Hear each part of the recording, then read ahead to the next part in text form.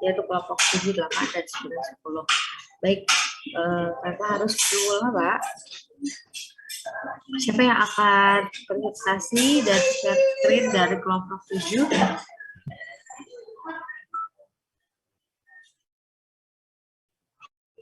Kelompok 7 siapa yang akan share screen? Kelompok 8? Kelompok 7 siapa?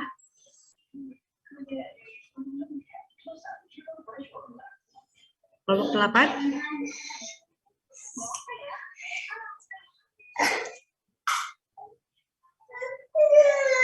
Kelompok 8, halo? Kelompok 9, 10? Belum ada juga? 9 saya, Bu. Oke. 10? 10 saya, Bu. Regita ya? Ya, Regita bukan? Iya, Bu. Iya, betul. 7, 8 siapa?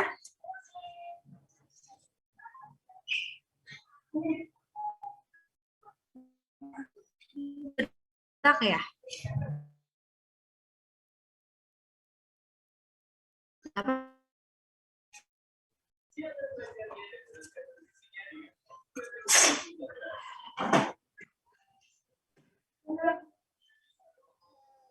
Silakan yang masih ditutup kameranya, kita akan memulai ya. Silakan dibuka kameranya. Kelompok 7, 8 belum datang.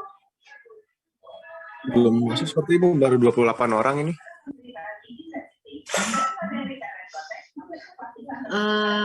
Siapa KF ya? PJ siapa? Rizky ya? Iya, Bu, saya, Bu. Coba kelompok 7 dan 8 yang mau presentasi silakan ditanya. Ntar saya hubungi, Bu, sebentar ya, Bu. Ya. Kalau gitu kita ke kelompok 9, 10 dulu aja ya yang sudah hadir ya. Oke. Fajar ya, Fajar dan kelompoknya Regita. Iya betul? Ya, tidak apa-apa ya. Sistemnya nanti, baik, sistemnya adalah silakan presentasi dulu kelompok 9 dan 10, karena kan kelompok 7 dan 8-nya belum. Ya, nggak apa-apa lah, daripada kita tungguin yang lama ya. Langsung aja kelompok 7 dan 8, 9, 10, menjelaskan tentang monarki ya. Nanti baru ada selanjutnya sesi tanya jawab.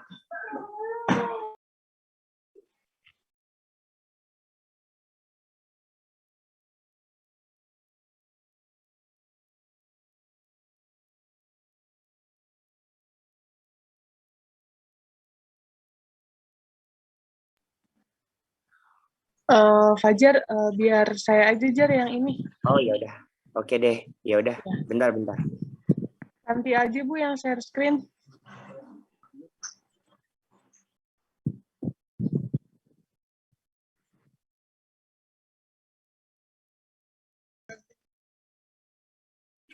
Sudah ya, Tanti ya.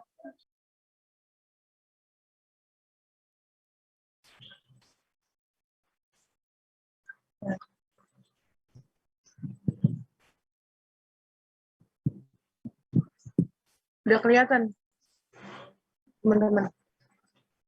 Sudah. Ayo, apa Fajar?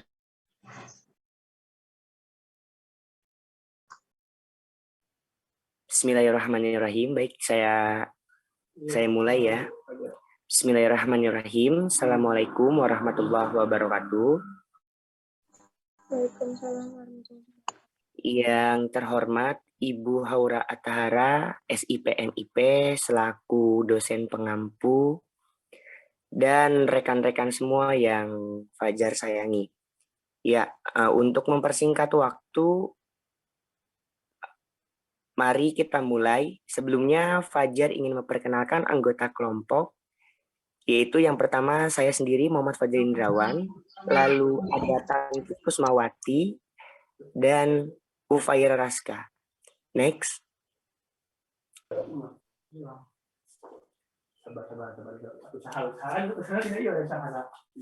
Ya, jadi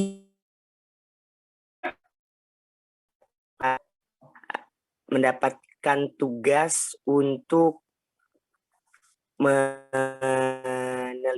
ya sedikit dan mempresentasikan tentang bagaimana sistem pemerintahan di Brunei Darussalam. Nah, seperti kita ketahui kan Brunei Darussalam adalah sebuah negara yang memiliki sistem monarki ya, di mana dipimpin oleh kerajaan yang saat ini dipimpin oleh Sultan Hasan al-Bolkiah. Dan seperti kita ketahui bersama, Brunei Darussalam ini tidak memiliki Perdana Menteri. Untuk itu, marilah kita mulai ke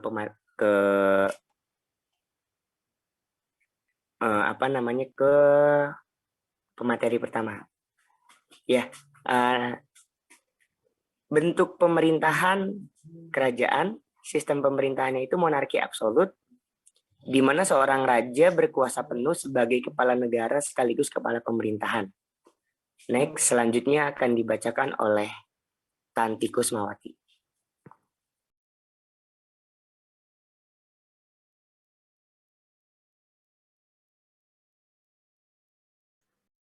Ya, selanjutnya di sini saya akan membahas mengenai ciri-ciri sistem monarki absolut. Jadi ciri-ciri dari sistem monarki absolut ini, yang pertama itu kita negaranya itu Brunei Darussalam. Yang pertama ciri-cirinya dipimpin oleh seorang raja, ratu atau sultan. Yang kedua, raja atau sultan sebagai kepala negara sekaligus kepala pemerintahan. Yang ketiga, para pemimpin memiliki kekuasaan yang mutlak atau tidak terbatas. Yang keempat, seluruh perkataan serta perintah raja harus selalu dijalankan oleh semua rakyat. Yang kelima, sistem monarki absolut mempunyai lembaga eksekutif, legislatif, dan yudikatif. Yang terakhir, kepemimpinan akan berganti jika pemimpin yang sebelumnya itu menyerahkan tahta atau meninggal dunia. Selanjutnya, lembaga tertinggi di Brunei Darussalam itu ada lembaga eksekutif, lembaga legislatif, dan lembaga yudikatif.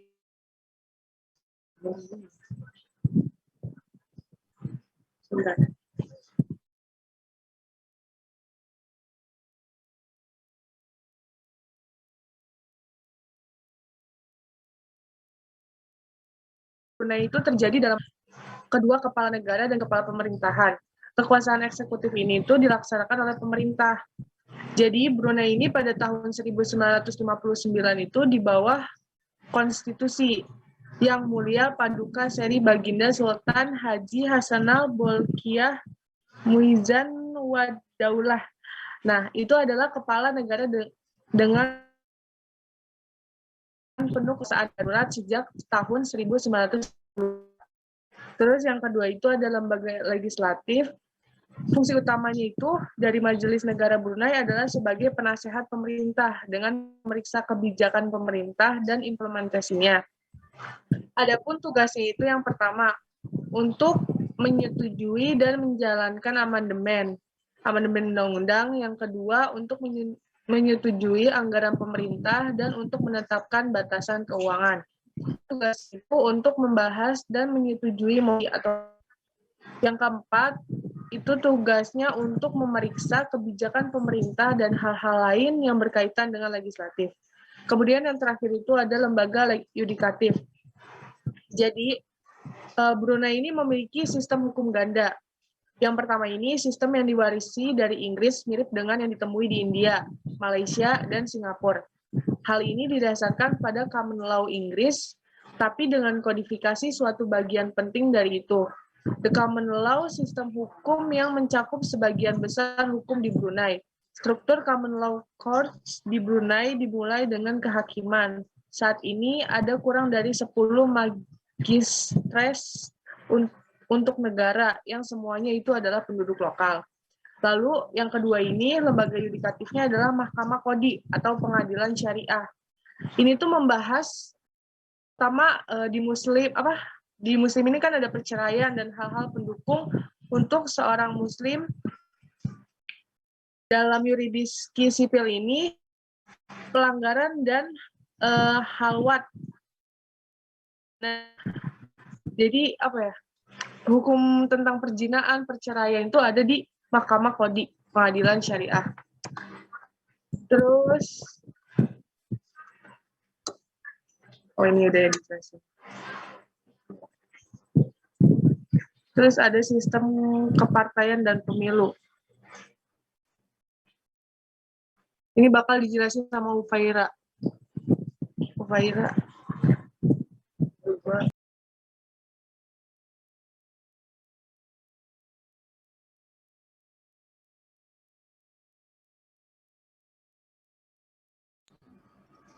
Iya, Jadi sistem kepartaian dan pemilu di Brunei Darussalam itu di sana itu nggak ada sistem kepartaian dan pemilihan umum.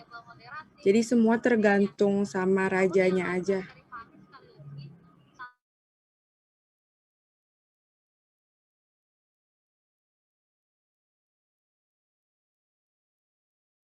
ya Tanti mungkin bisa di next.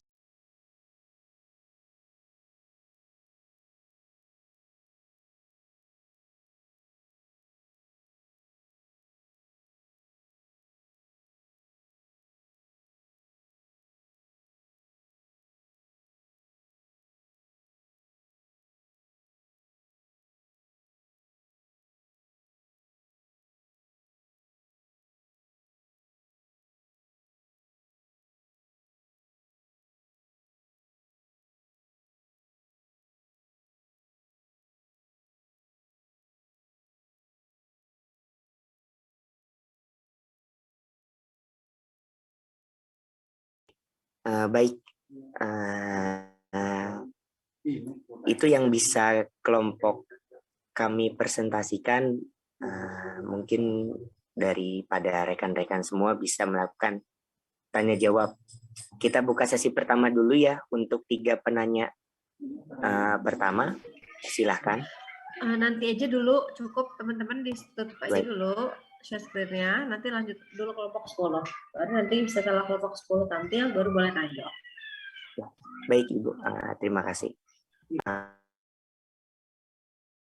Baik, kalau seperti itu, kelompok kami tutup terlebih dahulu. Untuk selanjutnya, kami serahkan kepada kelompok 10. Terima kasih Ibu, terima kasih rekan-rekan semua.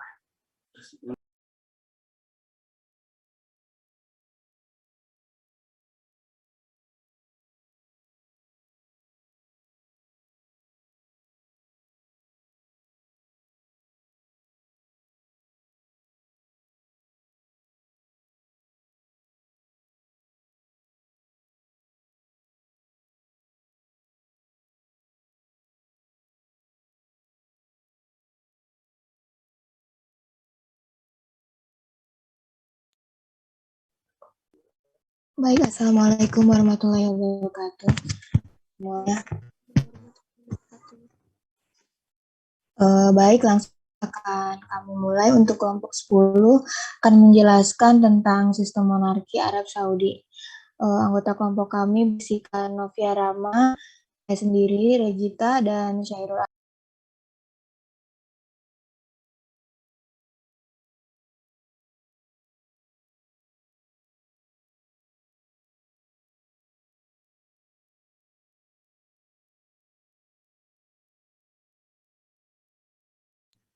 Baik, selanjutnya saya akan menjelaskan mengenai ini. Pertama tuh ada bentuk pemerintahannya, sistem pemerintahan. Kedua, mekanisme pergantian kekuasaan di Arab Saudi. Ketiga, ciri-ciri sistem pemerintahan monarki. Keempat, klasifikasi pembagian lembaga tinggi negara. Dan yang terakhir, pemilu dan sistem kepartaian. Next. Bentuk pemerintahan dan sistem pemerintahan. Sistem pemerintahan yang berlaku di Arab Saudi adalah sistem pemerintahan monarki atau kerajaan. Arab Saudi yang menjalankan sistem pemerintahan monarki dengan beberapa penyesuaian yang diputuskan berdasarkan kondisi negara itu sendiri. Di Arab Saudi, sistem pemerintahan monarki yang dijalankan adalah sistem pemerintahan monarki yang absolut, di mana kekuasaan raja tidak terbatas.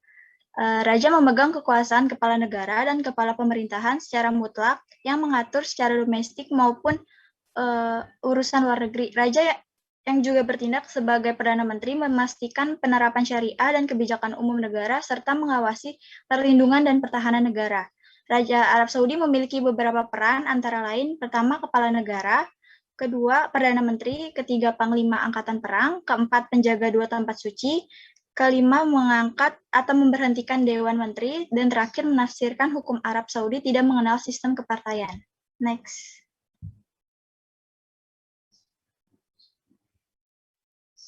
Next. Selanjutnya, mekanisme pergantian kekuasaan di Arab Saudi. Sebagai negara monarki absolut, pewarisan kekuasaan di Kerajaan Arab Saudi diberikan kepada anak maupun cucu yang paling mampu memimpin negara Arab Saudi, yang diambil dari negara pendiri Arab Saudi, yakni Abdul Aziz bin Abdul Rahman Al Saud. Seiring berjalannya waktu, sejak 20 Oktober 2006 secara efektif berlaku ketentuan yang menyebutkan bahwa Undang-Undang Pewaris Tahta Kerajaan diamandemen oleh Raja Abdullah dengan membentuk suksesi kerajaan atau disebut Allegiance in Succession. Arab Saudi merupakan satu kerajaan yang diperintah oleh anak dan cucu cicit Raja Abdul Aziz Al Saud. Pengangkatan raja tidak didasarkan pada pemilihan rakyat, karena itu pembentukan partai dan pemilihan umum dilarang. Munawir Ghazali 1993-221. Next.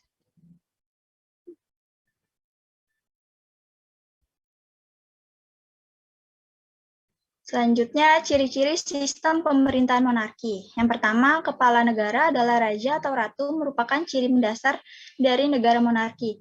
Raja dan ratu merupakan sebutan yang lazim digunakan. Namun terdapat beberapa negara yang memiliki sebutan sendiri untuk kepala negaranya, seperti Emir, Arab, Sultan Brunei, dan lain sebagainya. Mereka memiliki masa jabatan seumur hidup. Kedua, kepala pemerintahan adalah Perdana Menteri, juga menjadi ciri mendasar lainnya. Perdana Menteri dipilih melalui mekanisme pemilihan umum dan harus memiliki sistem kabinet asas-asas pemilu juga diterapkan dalam hal ini, dan masa jabatan maksimalnya adalah 2 periode.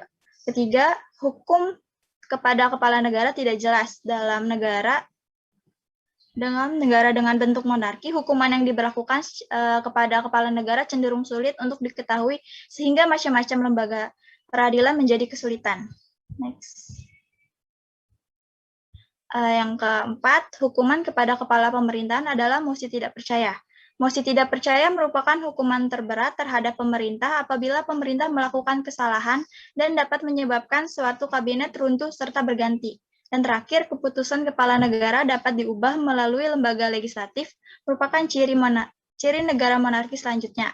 Adanya konstitusi membuat keputusan dari kepala negara bukanlah suatu hal yang mutlak harus dilakukan, sehingga terjadi keseimbangan dalam negara. Selanjutnya akan dijelaskan oleh Regita. Baik, yang selanjutnya yaitu klasifikasi pembagian lembaga tinggi negara. Walaupun sistem pemerintahannya berdasarkan monarki absolut, negara ini juga memiliki lembaga eksekutif, legislatif, dan yudikatif, sebagaimana yang ada pada negara-negara yang menganut sistem pemerintahan republik. Walaupun lembaga-lembaga tersebut masih berada dalam kontrol raja dan belum mempunyai fungsi independensi sebagaimana yang berlaku di negara-negara yang menganut sistem pemerintahan republik. Lembaga-lembaga tersebut yaitu ada Dewan Menteri yang disebut eksekutif atau Executive Council, kemudian ada Dewan Konsultatif atau yang disebut Legislatif atau Legislative Council, ada pengadilan yang disebut Yudikatif atau Supreme Council of Judiciary, dan ada juga ulama.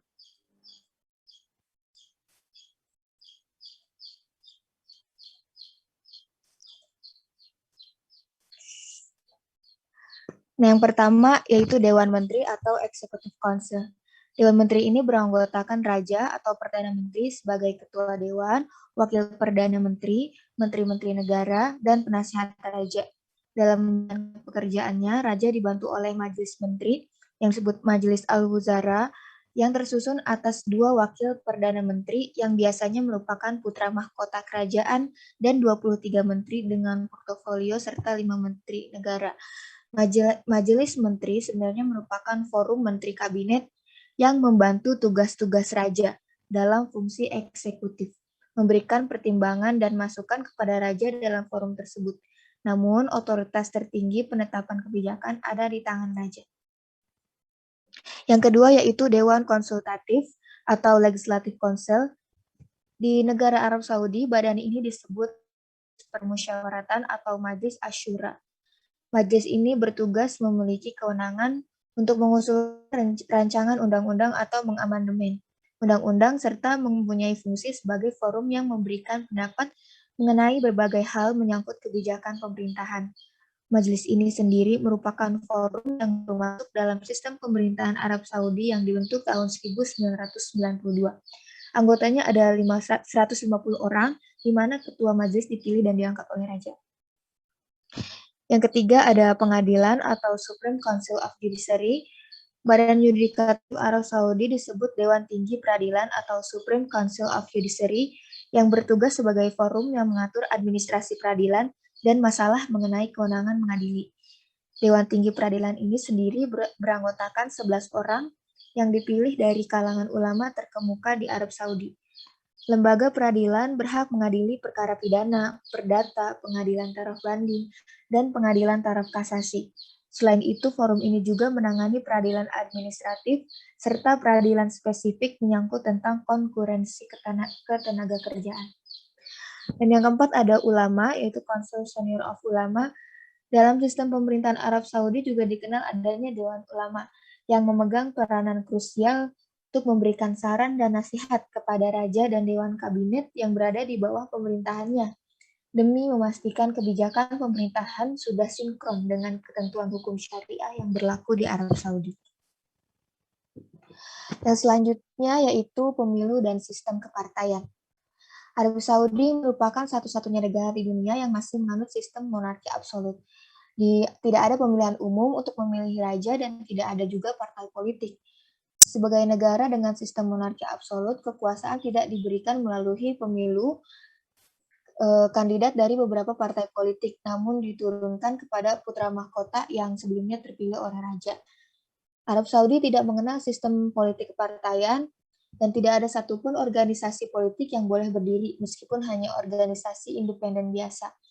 Untuk mengakomodasi aspirasi, Saudi memiliki semacam lembaga legislatif yang sudah dijelaskan tadi, yang bertugas sebagai fungsi konsultatif yang dapat mengajukan rancangan undang-undang, namun tetap tidak memiliki wewenang legislasi. Kemudian tidak ada mekanisme check and balance dalam fungsi eksekutif dan legislatif karena semua berada di tangan raja. Terlebih, lembaga legislatif ini beranggotakan 150 orang yang semuanya ditunjuk langsung oleh raja. Saudi juga memiliki sejarah dalam penyelenggaraan pilkada, tetapi tidak pernah menyelenggarakan pemilu nasional. Pilkada pertama dilakukan oleh Raja pertama Saudi, Abdul Aziz, untuk membangun pemerintah daerah yang baru, menggantikan kelembagaan yang dibentuk oleh Turki Utsmani. Pilkada tersebut hanya untuk beberapa provinsi utama saja untuk mendapat legitimasi. Sementara itu, pilkada di daerah-daerah lain dilakukan pada masa Raja Saud. Baik, kesimpulannya, yaitu Arab Saudi adalah sebuah negara yang berbentuk monarki atau kerajaan. Sistem pemerintahan monarki yang dijalankan adalah sistem pemerintahan monarki yang absolut, di mana kekuasaan raja tidaklah terbatas. Raja memegang kekuasaan kepala negara dan kepala pemerintahan secara mutlak. Negara ini juga memiliki lembaga eksekutif, legislatif, dan yudikatif, walaupun lembaga-lembaga tersebut masih berada dalam kontrol raja dan belum mempunyai fungsi independensi. Arab Saudi tidak mengenal sistem politik kepartaian, tidak ada pemilihan umum untuk memilih raja, dan tidak ada partai politik. Sebagai negara dengan sistem monarki absolut, kekuasaan tidak diberikan melalui pemilu dari beberapa partai politik, namun diturunkan kepada putra mahkota raja yang terpilih oleh raja. Baik, sekian presentasi dari kelompok 10. Terima kasih banyak.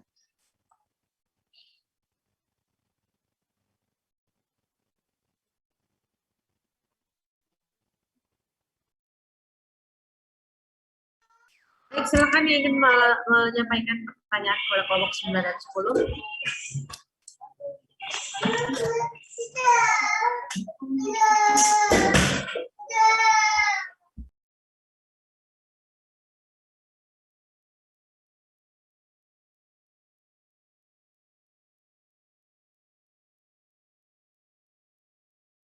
Silakan, ada nggak yang bertanya kelompok 9 dan 10? Tadi negaranya tentang Brunei Darussalam, dan Arab Saudi ya, yang sama-sama monarki. Tapi tipe sih dua-dua negara itu tuh mirip dan mirip, bedanya sedikit doang. Tidak tulis, silakan.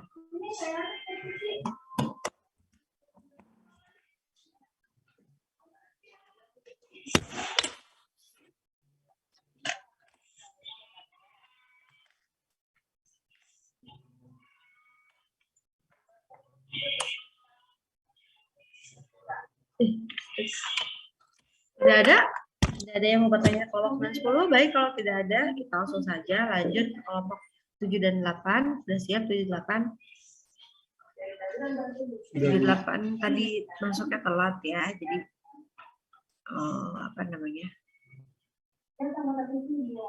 Silakan. Dari apa? Silakan.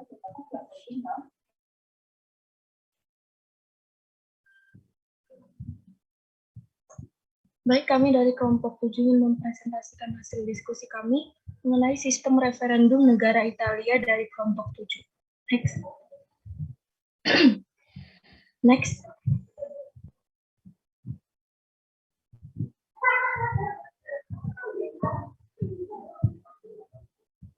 Nama anggota terdiri dari 4 orang, yaitu Muhammad Rafi Ferbian, 2 Ridwan Rudolf Aditya, 3 saya sendiri, 4 Sheila Sagita. Next. Pendahuluan. Italia adalah sebuah negara yang terletak di benua Eropa, tepatnya di semenanjung Apenia atau semenanjung Italia Eropa Selatan.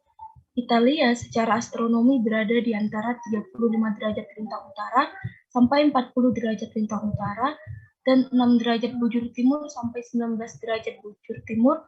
Ini berbatasan darat dengan Prancis, Swiss, Australia, Slovenia di sebelah utaranya, sedangkan di sebelah timur, barat dan selatan dikelilingi oleh laut. Laut Adriatik di sebelah timur, Laut Tirrenia di sebelah barat, dan Laut Ionia di sebelah selatan Italia.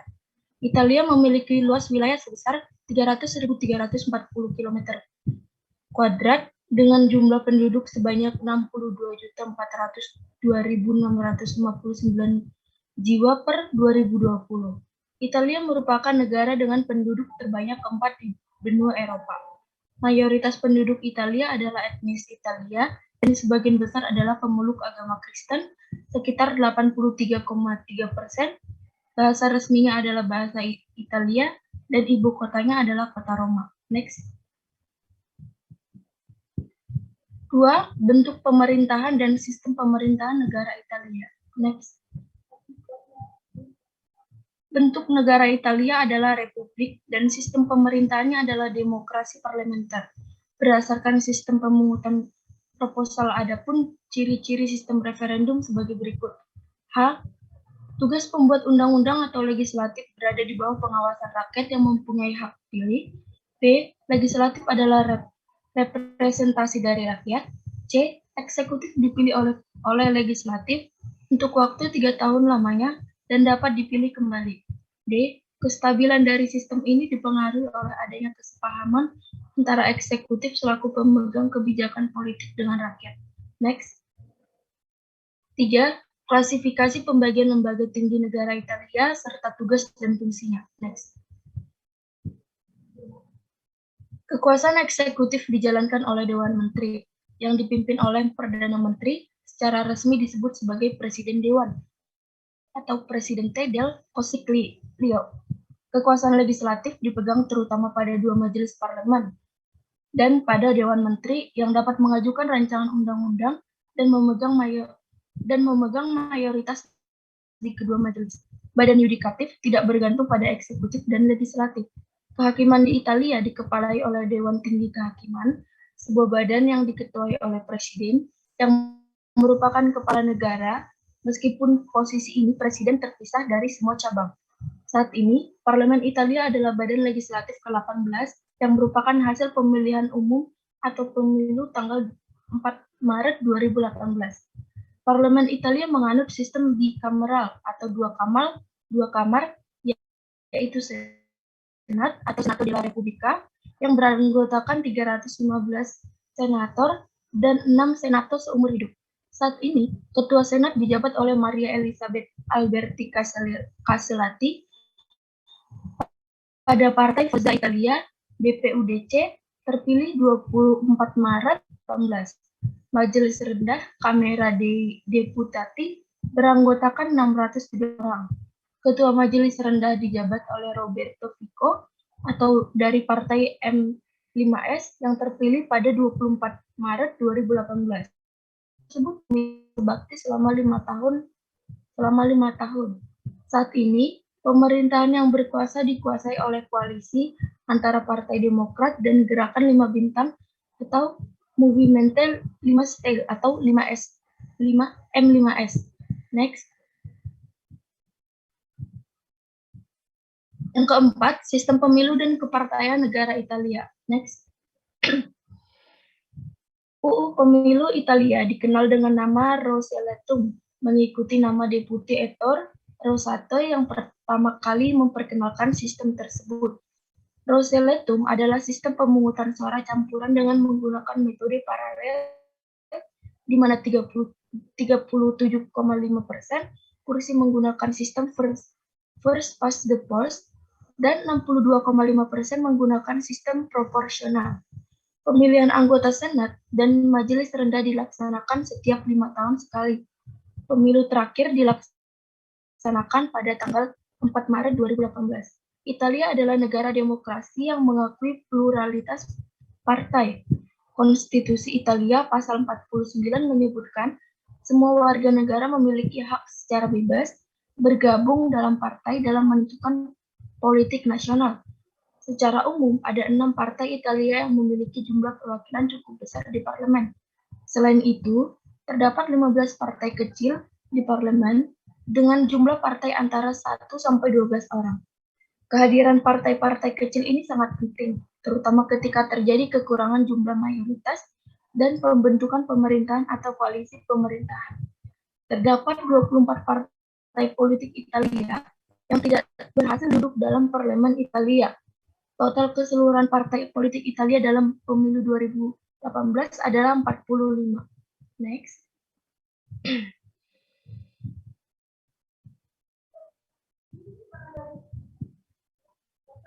Yang kelima, sekilas tentang referendum Italia. Next.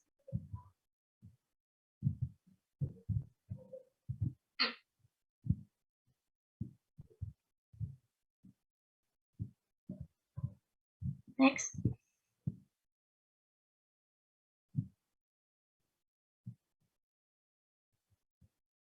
Matteo Renzi yang waktu itu menjabat sebagai Perdana Menteri atau di back.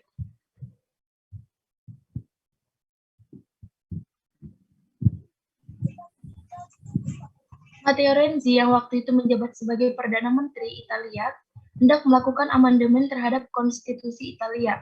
Poin utama yang hendak diubah oleh Renzi adalah mengurangi kekuasaan legislatif Italia atau Senat dan memperkuat kekuasaan eksekutif, menteri-menteri. Konstitusi Italia pasca Perang Dunia Kedua dirancang untuk mengurangi kekuasaan eksekutif yang bertujuan untuk mencegah Italia jatuh ke dalam kediktatoran di masa depan. Harapan Renzi dengan disahkannya amandemen ini, Perdana Menteri dapat lebih mudah menetapkan kebijakannya. Referendum yang dilakukan pada 4 Desember tersebut bertujuan untuk menentukan pilihan publik Italia terhadap amandemen yang diusulkan oleh Renzi. Opsi ya berarti setuju terhadap usulan amandemen dan opsi tidak, vice versa. Renzi sendiri mempertaruhkan jabatannya terhadap referendum ini.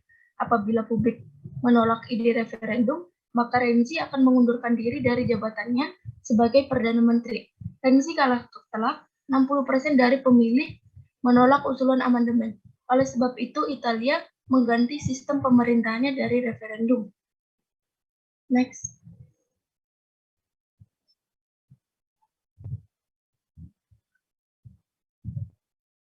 Baik, demikianlah hasil presentasi dari kelompok 7. Jika ada pertanyaan atau saran dan kritik, kami menerimanya. Terima kasih.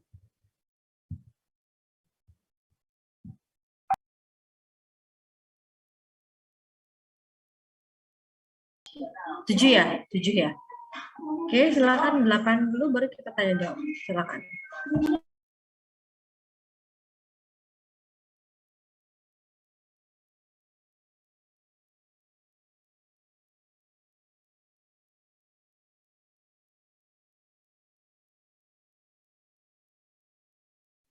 Permisi, apakah share screen-nya udah kelihatan?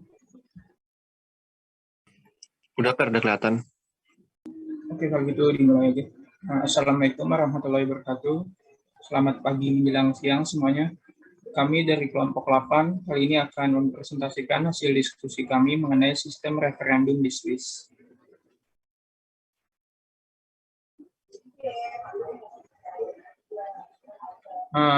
Di kelompok 8 itu terdiri dari saya, Muhammad Ferdelvianto, selanjutnya ada Muhammad Rizky Wibowo, dan juga Siti Hairiah.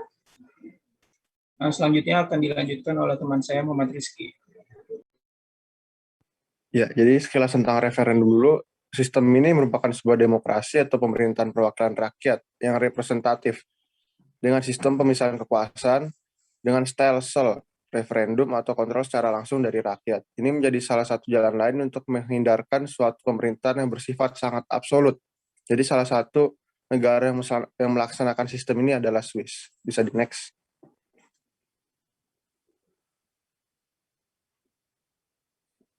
Yang pertama, bentuk negara Swiss. Swiss merupakan sebuah negara republik federal sejak tahun 1848. Ia sudah menganut demokrasi langsung dan pemerintahannya terdiri dari 7 anggota yang dipilih oleh Federal Assembly. Ketujuh orang anggota tersebut adalah pemimpin departemen utama, di mana mereka juga disebut sebagai menteri. Yang menarik, ketujuh orang itu dipilih secara bergantian menjadi presiden dengan masa jabatannya masing-masing selama setahun. Dengan sistem ini, di mana disebut dengan nama kanton. Terdapat 26 kanton yang kini berhimpun menjadi Swiss. 17 kanton adalah Swiss Jerman, menggunakan bahasa Jerman, 4 Swiss Romande berbahasa Prancis, 1 berbahasa Itali dengan nama Ticino, 3 bilingual Prancis-Jerman, 1 Graubunden, trilingual Jerman, Italia, dan Rumans. Maka dari itu bahasa nasional di Swiss ada 4, berdasarkan hasil kanton tadi. Kanton tersebut mempunyai otonomi yang luas seperti halnya dengan sistem negara federal di mana menentukan secara penuh peraturan daerahnya. Namun masalah internasional, kehakiman, pertahanan, keuangan yang bersifat menyeluruh untuk negara dipegang oleh pemerintah pusat. Yang kedua, di sini ada sistem politik di Swiss. Demokrasi secara langsung. Penggunaan demokrasi pada sistem federal dikenal sebagai civic rights, atau bahasa Swissa Volksrecht atau Deutsch Civic, di mana memungkinkan warganya untuk menentukan keputusan parlemen. Dengan sistem tersebut, penduduk bisa aktif berpartisipasi dalam pembuatan hukum yang ada karena hukum berlaku ditentukan berdasarkan dari keputusan mayoritas penduduk. Next. Nah, ini sistem demokrasi langsung di Swiss mensyaratkan amandemen konstitusi untuk diajukan ke rakyat dalam referendum. Ini berdasarkan dari The Local Swiss. Ada 3 jenis, yaitu wajib. Yang pertama, referendum ini untuk amandemen konstitusi yang disetujui oleh Parlemen Federal dan harus melalui pemungutan suara populer. Yang kedua, ada sistem opsional. Ini adalah demokrasi langsung di Swiss untuk diadakan pemilih kanton atau meminta 50.000 tanda tangan dari pemilih yang memenuhi syarat dikumpulkan dalam jangka waktu 100 hari. Yang terakhir ada inisiatif populer. Referendum ini harus diluncurkan oleh sekelompok setidaknya 7 warga dan kemudian harus didukung oleh 100.000 tanda tangan dalam waktu 18 bulan untuk mendorong referendum. Pemerintah federal juga dapat menolak keputusan ini di sebagian atau seluruhnya dalam kondisi tertentu dan juga mengajukan proposal tandingan. Next. Yang ini sistem republik direktorial. Swiss juga mengadopsi sistem republik direksional yang merupakan sistem di mana suatu negara dipimpin oleh suatu kelompok yang terdiri dari beberapa orang yang bersama-sama menjalankan kekuasaan. Di next. Nah, ini bentuk pemerintahannya. Yang pertama ada sistem federal. Dalam federal ini, konstitusi federal memiliki tanggung jawab dalam hal hubungan antar negara bagian, seperti hubungan luar negeri, militer, harga perpajakan, nilai mata uang, transportasi, dan komunikasi pada Konfederasi Negara Swiss. Konstitusi federal di Swiss sudah direvisi sebanyak 3 kali sebelum akhirnya pada saat hari ini. Di next. Yang kedua, sistem kanton. Kanton adalah sebutan untuk negara bagian di Swiss. Bagian kanton memiliki tanggung jawab dalam hal kenegaraan seperti kepolisian, rumah sakit, dan universitas. Oleh karena itu, kanton mempunyai konstitusi pemerintahan dan pengadilan majelisnya sendiri. Dan dalam pemerintahan, kanton itu terdiri dari 5-7 orang tergantung dari kantonnya. Yang terakhir, sistem komunes. Komunes merupakan bagian pemerintahan terkecil di Swiss yang memiliki tanggung jawab untuk mengurus pelayanan publik seperti sekolah negeri, air, dan urusan sampah. Namun, terlepas dari 3 sistem di atas, secara keseluruhan, Swiss menganut sistem pemerintahan referendum, yaitu parlementer dan presidensial, yang berarti diketuai oleh presiden dan parlemen, di mana parlemen sepenuhnya mengatur pemerintahan dalam negara. Di sini ada pembagian kekuasaan. Di Swiss, seperti biasa ada trias politika, di sini ada eksekutif, legislatif, yudikatif. Selanjutnya bisa lebih jelasnya. Eksekutif, untuk kali ini eksekutif berada di tangan presiden, di mana presiden adalah pemegang kekuasaan pemerintah. Presiden ini dibantu oleh wakil dan menteri-menteri dalam menjalankan tugasnya. Di Swiss sendiri, eksekutif berada di tangan Bundesrat atau Dewan Federal yang terdiri dari 7 orang. Kelompok ini dinominasikan untuk 4 tahun jabatan oleh Federal Assembly dan melakukan latihan untuk kepemimpinan. Dan untuk mekanismenya dilakukan dengan cara bergilir di mana ketujuh orang tersebut akan mendapatkan jabatan, entah sebagai presiden atau wakil dengan masa jabatan setahun. Di next. Nah, yang kedua ada legislatif. Di legislatif ini berfungsi untuk menentukan kebijakan dan membuat undang-undang. Di Swiss terdapat Dewan Nasional dan Dewan Negara yang memiliki peran masing-masing. Parlemen di Swiss disebut Federal Assembly yang dibagi menjadi 2 bagian, yaitu Ständerat atau Dewan Negara yang mempunyai 2 perwakilan senat dari setiap kanton dan Nationalrat atau Dewan Nasional yang terdiri dari 200 anggota yang dipilih berdasarkan sistem proportional representation. Daftar bebas dan semua anggota Federal Assembly memiliki masa jabatan 4 tahun. Next. Nah, ini lembaga yudikatif. Yudikatif terdiri atas konstitusi federal. Lembaga ini merupakan federal tribunal yang bertempat di Lausanne dalam Majelis Agung. Lembaga ini memiliki yurisdiksi final dalam mengatasi persoalan antar pemerintah federal dan kanton, perusahaan dan individu, dan antar kanton. Mahkamah ini terdiri dari 30 orang hakim yang ditunjuk selama 6 tahun oleh Majelis Federal dan tidak ada pengadilan yang lebih rendah. Jadi hanya ini saja. Di next. Yang terakhir, sistem pemilu di Swiss. Menurut situs web administrasi otoritas Swiss yang disebut www.ch.ch, warga negara Swiss yang sudah berusia 18 tahun ke atas, termasuk yang sedang berada di luar negeri, berhak memberikan suara di tingkat federal, baik memilih atau kan mengusulkan referendum. Sedangkan untuk warga negara asing tidak memiliki hak untuk memilih di tingkat federal, namun di beberapa kanton warga negara asing berhak untuk memilih dalam surat suara dan komunal. Untuk sistem pemberian suaranya sendiri terdapat 3 cara, yakni melalui pos, terus di tempat pemilihan, dan beberapa kanton memiliki e-voting atau secara online. Namun e-voting tetap kontroversial karena kekhawatiran atas keamanan sistem. Nah, ini ada sistem kepartaian. Di dalam pemerintahan Swiss, pembagian kursi di Dewan Negara dibentuk menjadi 4 susunan, yakni ada 2 partai Sosial Demokrat, 2 partai Liberal Demokrat, 2 partai Rakyat Swiss, dan 1 Demokrat Kristen. Selain 4 partai yang besar tadi itu, ada 12 lagi yang kecil yang tidak termasuk dalam koalisi pemerintahan. Terdapat banyak partai di Swiss karena Swiss adalah negara yang menggunakan sistem multipartai, tapi hanya 4 tadi yang besar dan masuk ke dalam koalisi. Kesimpulannya, sistem referendum merupakan sebuah demokrasi atau pemerintahan perwakilan rakyat yang representatif, dengan sistem pemisahan kekuasaan, dengan style referendum atau kontrol secara langsung oleh rakyat. Hal tersebut menjadi salah satu jalan lain untuk menghindarkan suatu pemerintahan yang bersifat sangat absolut, dan salah satu negara yang melaksanakan sistem tersebut ialah Swiss. Terima kasih. Baik, terima kasih banyak kelompok berapa tadi 7 dan 8 ya. Kelompok 8 lumayan cukup lengkap ya penjelasannya. Baik, silakan teman-teman yang ingin bertanya kepada kelompok 7, 8 dan 9, 10. Tadi belum ada juga yang tanya. Silakan, kita masih punya waktu.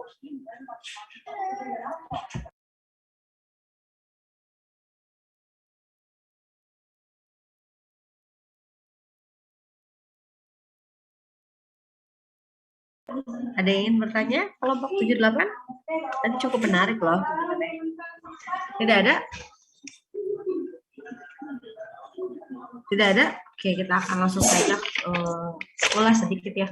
Tadi negara yang referendum itu ada Swiss dan ada Italia. Sebenarnya yang negara yang betul-betul menerapkan sistem referendum itu hanya Swiss. Italia itu dia itu sama kayak New Zealand tadi ya. Yang kelas sebelumnya juga ada yang membahas tentang New Zealand. Tapi dia itu sebenarnya lebih kepada negara parlementer ya. Negara-negara yang parlementer lah, bahkan kalau Italia itu tapi Italia bukan monarki ya, bukan ya teman-teman ya.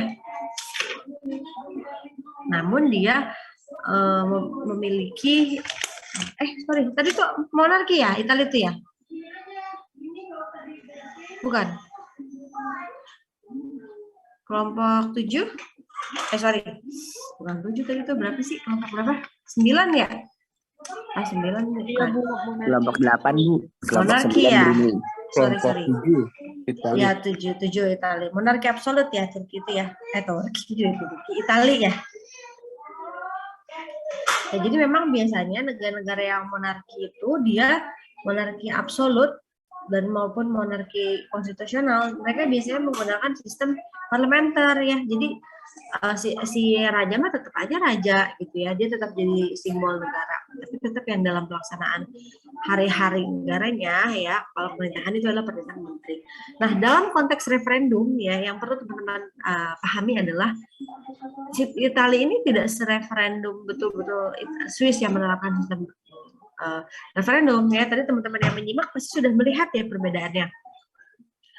Yang mana ya, Swiss itu dia republik redaksional ya, direksional, yang mana ada Bundestag ya, Bundestag apalah itu ya, Bundestag apalah itu namanya, saya lupa ya.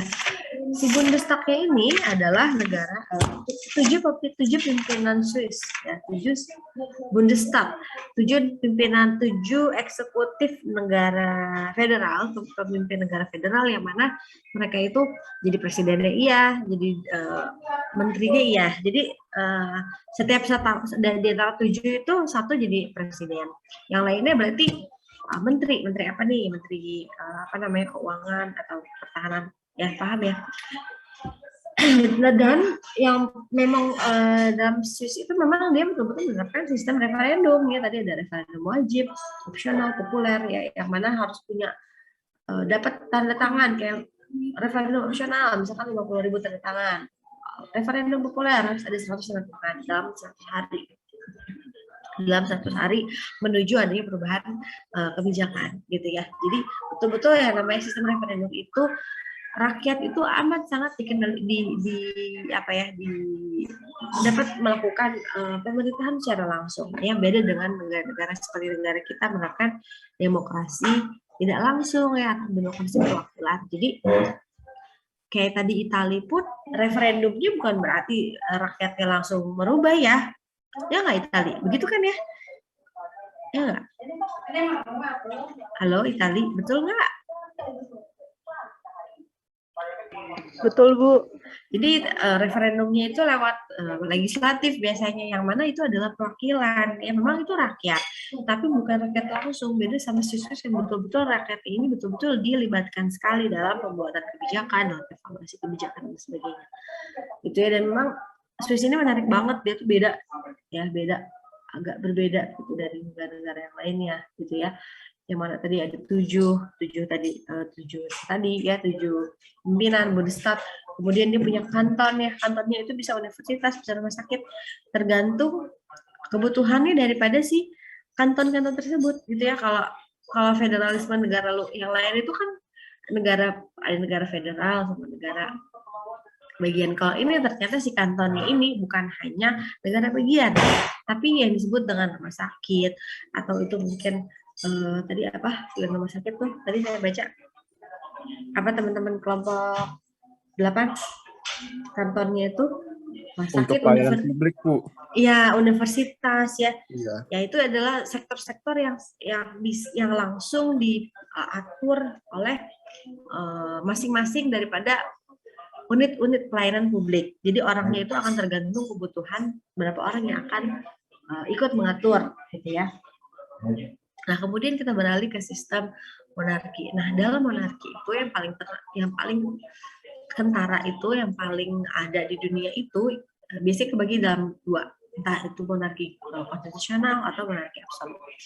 Monarki konstitusional biasanya negara-negara yang dia sudah lebih lebih berkembang lagi politik modernnya. Tadinya mereka itu menerapkan sistem monarki, pure monarki. Maksudnya adalah semuanya itu raja, presiden, mau kepala negara, kepala pemerintahannya, semuanya itu adalah raja atau ratu. Tapi dalam perkembangan ke sini, monarki konstitusional itu, mereka berupaya untuk membagi atau melakukan restrukturalisasi dalam sistem pemerintahan mereka, gitu ya. Mereka ingin tetap mempertahankan tradisi mereka, yaitu dengan si raja itu tetap ada jadi simbol, tapi dalam hal ini, dalam hal pelaksanaan kebijakan, pembuatan kebijakan, pemerintahan secara aktivitas daily-nya itu adalah parlementer yang atur, ya. Jadi betul-betul sudah tiraninya itu berubah, meskipun mereka masih punya kekuatan, tapi itu hanya sebagai simbol saja. Simbol daily activity-nya yang betul-betul mengatur kehidupan perpolitikan pemerintahannya di negara itu adalah sebenarnya Perdana Menteri ya, atau mungkin presiden sebutannya bisa juga, dan juga jajarannya, kabinetnya. Dan ciri dari sistem parlementer itu kan dia apa? Ciri sistem parlementer itu adalah kuat di partai, ya, biasanya multi partai atau juga dua partai. Sedangkan berbanding terbalik dengan tadi Brunei Darussalam dan ada beberapa literatur yang menyebutkan Brunei itu dia monarki konstitusional. Teman-teman ada yang nemu nggak? Saya soalnya nemu juga, itu mengatakan bahwa monarki konstitusional. Tapi kalau diperhatikan, dia itu monarki absolut banget, soalnya tidak ada pemilu ya. 42 tidak ada lagi yang dan partai politik pun sudah tidak ada lagi, hanya ada satu partai politik, yaitu National Development Party, yang mana dia adalah partai yang menyokong pemilu, partai yang menyokong, ya itulah. Kemudian Arab Saudi juga sama ya, sekarang kan siapa rajanya yang terkenal tuh, anak Raja Salman, MBS, Muhammad bin Salman. Jadi meskipun negaranya itu sistemnya kerajaan, tapi mereka sama ya dalam formal kayak kita. Mereka punya Kementerian Pertahanan, Kementerian Keuangan, ya, dan kementerian lain, lembaga yang ada di bawah raja langsung. Begitu teman-teman. Ya, jadi kalau monarki absolut itu seluruhnya mau jadi kepala negara, kepala pemerintahan, semuanya di tangan raja. Ya. Beda hal ya dengan monarki konstitusional yang mana dia sudah agak lebih modern ya, jadi mereka punya sistem sendiri yang berjalan ya, jadi nggak lagi tirani banget, nggak lagi diktator banget raja dan ratu, tidak gitu ya. Baik, silakan sampai sini ada yang ingin ditanyakan? Ada yang ingin ditanyakan nggak tadi berkaitan tadi ke saya? Boleh, ke teman-teman yang lain boleh. Tidak ada, kalau tidak ada silahkan dilanjutkan ya Rizky ya. Teman-teman yang sudah presentasi tolong disimpan di Google Drive kelasnya, fungsinya untuk mengetahui lagi, jadi teman-teman bisa baca lagi gitu ya, minggu depan atau nanti selanjutnya yang pengen tahu sistem gitu ya. Teman-teman nggak perlu cari sendiri, teman-teman cukup buka aja dokumen kelasnya. gitu ya. Kemudian silahkan dikumpulkan ya dari kelompok 1 sampai kelompok 10 hasil diskusinya ya. Tadi saya sudah share di grup kelasnya. Ya absen, silahkan absen dulu ya. Jadi nanti tidak absen lagi.